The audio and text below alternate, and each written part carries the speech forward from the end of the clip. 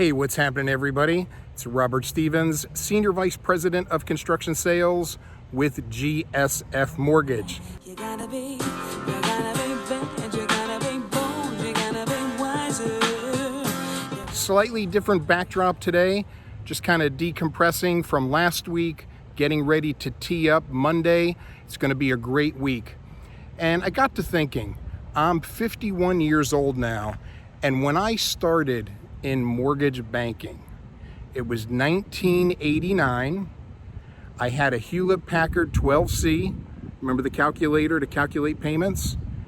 I used to run a good faith estimate in a version of Excel, if I remember correctly. And the jumbo loan amount, well, you turned into a jumbo loan amount if you went above 203,150. Remember that, everybody? Do you remember what the ratios were? 28/36. And I still remember the very first loan application I took. It was exciting. I had a colleague of mine just turned it over to me. He didn't want to do it. It was a low loan amount, and I was an eager beaver. Of course, I wanted to jump all over it. And like I said, I think it was 1989. And the client walked in and this weird noise came out of his briefcase. It was the Motorola brick cell phone ringing. Remember that? And he had to reschedule his tee time. Man, I was thrilled. I thought I was the coolest thing. I had my briefcase, and I remember that first year I made $37,000. Now, to some, that's a lot of money.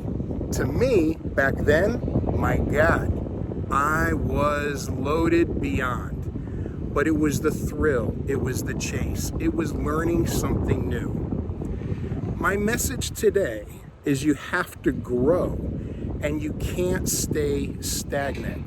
As thrilling as that was back then, when I had the world at my fingertips, I could do no wrong, I was in my 20s, living life, doing whatever I can. If I stayed in that environment, I never would have gotten to where I am today. So who are you aligning yourself with to grow your business? Are you trying to serve every client that comes across your desk? Or is it time for you to reevaluate your clientele and really drill down and define who you want to do business with? And I think if you do that, your business is going to soar to sights unseen. So it's a little trip down memory lane. And oh yeah, it took me forever to figure out why the application was called the 1003 and the underwriting sheet was the 1008. And one day I just caught that in the corner of the document that that's the form number. I wonder how many people out there still to this day don't know that. So, hey, thanks for taking a minute. Take a look at your client list. Maybe it's time to kind of shed things, drill down, define who you really want to do business with. Robert Stevens, Senior Vice President of Construction Sales with GSF Mortgage. I appreciate each and every one of you. Take care.